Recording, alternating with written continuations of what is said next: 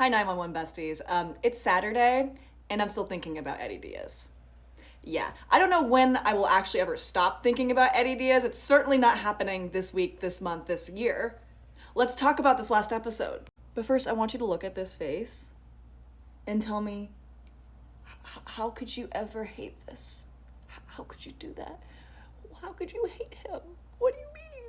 I really should start a podcast called the Cool and Normal Podcast where I proceed to be cool and normal about everything because I'm so cool and normal about everything. I love 911 so much. It's making me so emo. Okay. Deep breaths, deep breaths. Anyways, episode 12, Disconnected. Let's talk about it. So, look, me going through every plot point is pointless because everyone on 911 TikTok has talked about it at length and made excellent points. Nothing I'm about to say is new. But if you like to hear me talk, stick around, I guess. Eddie Diaz, what are they doing to you? They're killing him. They're killing him and replacing him with Edmundo. What are we gonna do about it? What are we gonna do about it? We are finally in the Eddie POV Texas arc. I have been waiting for this with bated breath. Ugh, it's so good already. I'm so excited. So, couple of things right off the bat. Number one, I already figured he wouldn't get the job at the firehouse because that wouldn't make much sense to me, story-wise, conflict-wise. Tim Minear himself gets on these articles every week and goes, I'm gonna give my characters the worst life possible. He's like, I'm gonna rip the rug out from underneath every character on this show repeatedly until I say I'm done. So I'm like, whatever's the easy route for Eddie is gonna be what's not happening. You know what I mean? So I was like, yeah, he's not getting this job. But I love that they made it clear that Bobby is back in LA going, Eddie, come back, please. I kept your job here. Your locker still has your name on it. Bestie, I'll give you a bonus. Like, that was the subtext for me. It was like, Bestie, come back, please. Your job is still here in LA.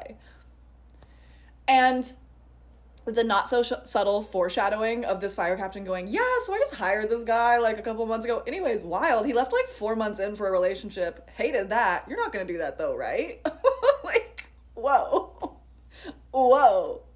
I did not foresee though Eddie becoming an Uber driver. And I will say, man, when this show does comedy, it does it well. Because him yapping his way to 0 tips and 1 star is actually insane. Like, maybe this is just me, but I have been in horrible Uber rides before, and I still don't rate people like that or don't tip them. Like, what is he doing to deserve this? It's crazy behavior. Not on his part, but on the freaking passenger's part. But anyways, the Yapatron 3000 really, really did it this time. I'm glad that one woman kind of started to coach him through it, although she was a little harsh with it. It was funny though. I won't lie, it was funny.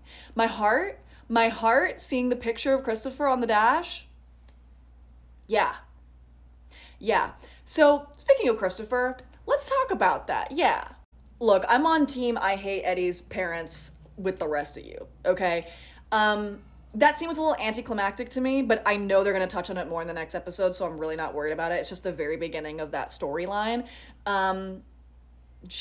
I hate Helena's energy. I really do. At least, what's his dad's name? I forget the parents' names all the time. Anyways, his dad is at least trying. Okay, we'll give him that.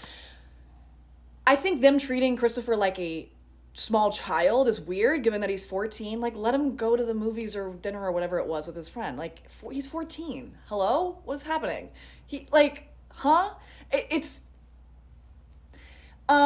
Yeah. So I'm really looking forward to Eddie being the dad moving forward because I'm really tired of his grandparents calling all the shots. I know everyone's on the same page with that. Let's talk about the FaceTime calls. The FaceTime calls are showing the audience that even though there's distance between them, Buck and Eddie's friendship has not declined or separated in any way, shape, or form. If anything, it's doubling down. Eddie is calling Buck at the first moment that anything goes wrong for his advice. And Buck is giving him really good advice. Like, obviously, Buck wants Eddie and Christopher there with him, but he's giving the good friend advice. He's like, no, you need to stay here and fix your relationship with Christopher and figure out the stuff with your parents. You can't come back yet. Although low-key, he's like, yeah, so anyways, I just spent like the last few weeks dropping your name in every conversation, and I also, screwed my ex in your house. Anyways, maybe don't come back right this second, but also, right, like, handle Christopher before you come back. Good advice with a little bit of like, maybe we should wait. Maybe we should wait. This stark contrast between like Buck's now home and Eddie's ramshackle degenerate house that's like lacks any personality or any love in it. It is just the most desolate situation you could imagine for him, is so clear and apparent. Like, they're not making this like, oh wow, look at Eddie's new life in Texas. Hey, general audience, isn't that great? Wouldn't you love to see him just stay in Texas with his son? They're like, no, his job sucks. We hate to see it. His house sucks. We hate to see it. Everything sucks. We hate to see it. He's away from all his friends. We hate to see it. It's like making sure that the audience is on the same page, being like, we all want him to go back to LA, right? We all want him to go back to LA. Cool. We're all on the same page here. Perfect. Like, that is intentional, right? Otherwise, they would be like giving him a great new job, giving him a new love interest, you know, like, whatever. Like, his house would be great. They're not giving him any of that. Every turn where it could go right or wrong, it goes wrong, which means all roads lead back to him going to Los Angeles by the end of the season. So, let's just get that straight. Back to Buck and Eddie's FaceTime calls, though. So domestic. So sweet. Their friendship is as strong as ever. Like, and that is so important, because there was a moment where I was like, ooh, is the disconnected of it all going to be them, like, no longer having a friendship because, like, the distance is a problem? Nope.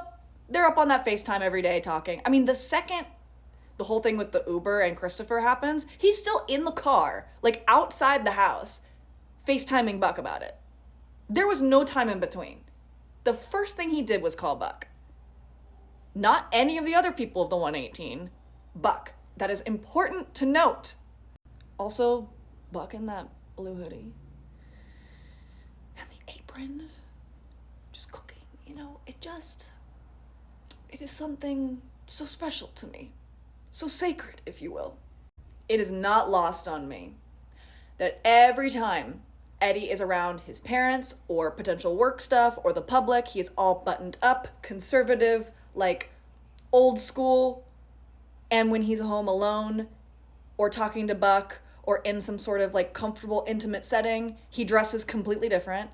Everyone on here has talked about the color theory of the show. All the theories going around, I'm with you guys. I am with you guys. It is intentional. You cannot convince me otherwise. And I'm curious to see how it continues to play out in the future episodes. I know we're getting more of him and his parents. I know we're getting more of him and Christopher. I'm glad that they had some reconciliation. My only criticism of this episode and of that last scene is that I just wish there was more dialogue for Christopher, for Gavin. It would have been nice to hear him a little bit more of a back and forth, but maybe that's going to occur in the next episode. I don't know how they're going to play out this story, and maybe it's fine just being like a simple little thing and then they move on. I know nothing is ever that simple. So I'm curious to see where it goes before I give a fully formed opinion on that, but it did leave me wanting more a little bit. I was like, okay, I need a little bit more from this, because there's been so much angst and drama around this deteriorating relationship between the two of them that I hope it's not just like a one and done scene and then we move on. I hope we continue to address this. Last but certainly not least, Maddie, my girl. Ugh. Jennifer Love Hewitt is such a good actress. I say this every week. She kills me. The whole losing her voice, you know, Chimney helping her through it being trauma. I'm so glad they're dealing with the psychological impacts of what she went through, because yeah, Scar is gnarly. The situation she went through is gnarly. And they had me going there for a second with G. I was like, don't you do it. So thankfully G is fine. And she got her voice back. We love to see it. Now leave her alone. Leave Maddie alone. Anyways, yeah, those are my thoughts for the most part of this week's episode. Strapped in for episode 13. Let's go.